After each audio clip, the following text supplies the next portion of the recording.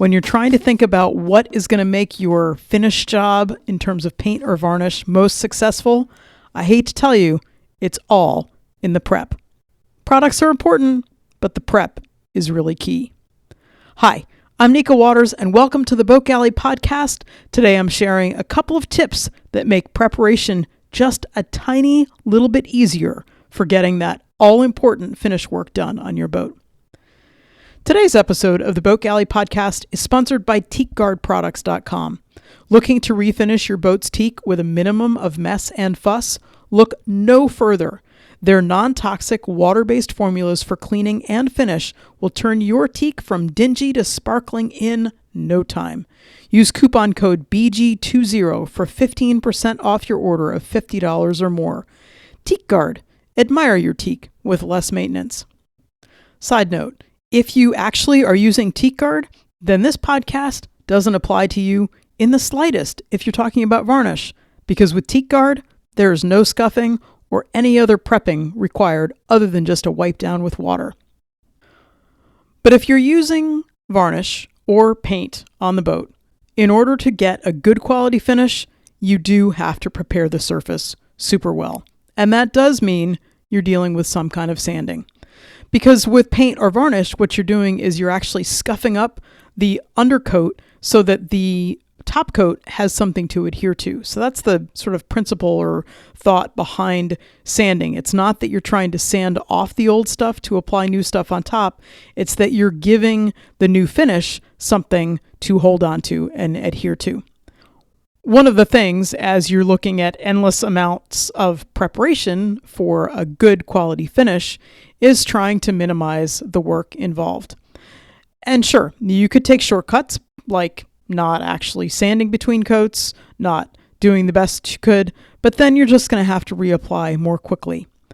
So while it's not my most favorite thing to do, the endless rounds of sanding and cleaning and varnishing and sanding and cleaning and varnishing, while it's not my favorite thing to do, that I'm doing it now means it will last, particularly because I'm doing interior stuff. It's going to last for quite a while.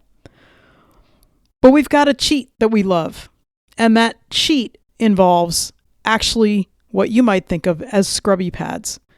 If you've ever used those green scrubbies in the galley, then you know what I'm talking about. It's not a piece of paper with kind of sand on top of it, which is what sandpaper I think used to be. It's not really, they don't usually use sand anymore. They've got other things that they use. But Scrubby Pads, specifically 3M branded Scrubby Pads that you buy, they actually have color-coded grit equivalents to sandpaper. The green ones that you buy in the grocery store aren't actually the construction ones. Those are Scotch-Brite ones. But if you buy, and I don't know what particular grit those are equivalent to, we think that they're probably around 150 grit sandpaper. But you can buy from 3M products, you can buy different color Scrubby Pads that are equivalent to different grit sandpaper.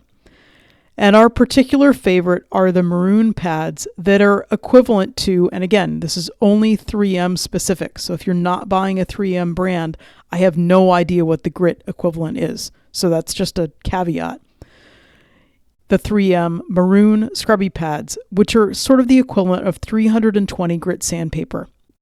What this allows us to do as we're building up coats of varnish is to scuff enough to be able to put the next coat of varnish on without taking a whole lot of varnish off.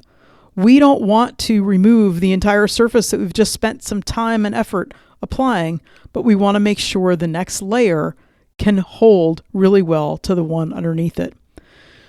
So when we're getting to the point of needing to give it a really good sand and knock off any high points, we will use real sandpaper. For the in-between coats, we're grabbing our maroon scrubby and going to town on the pieces so that there's a good surface for the next layer to grip to. What are things that we like about those scrubbies as opposed to sandpaper? Well, one is they're actually easier to shake out. They're easier to pat off and get rid of any sanding residue on that than it is to do on sandpaper.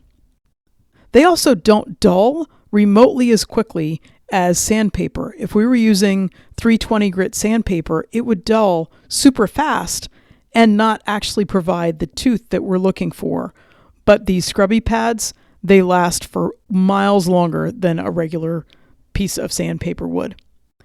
And the third thing that I really like about it is if you fold it up to try to get it into corners, yeah, you can't fold it quite as tightly as you can with sandpaper.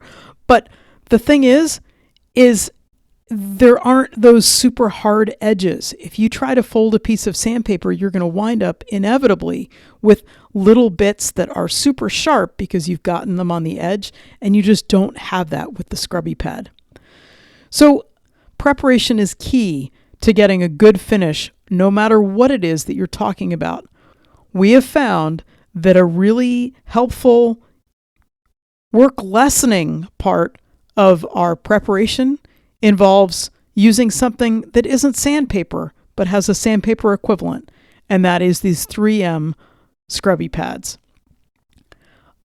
I can't wait to share an anchorage with you where we're not talking about preparation or varnish or anything like that. Instead, we're just enjoying the view and each other's company, because that's what it's all about. Thank you so much for listening to the Boat Galley podcast. If you found it helpful or useful, please don't forget to tell your friends about us. And we love it when you don't forget to subscribe in your favorite podcast app. Have the most spectacular week.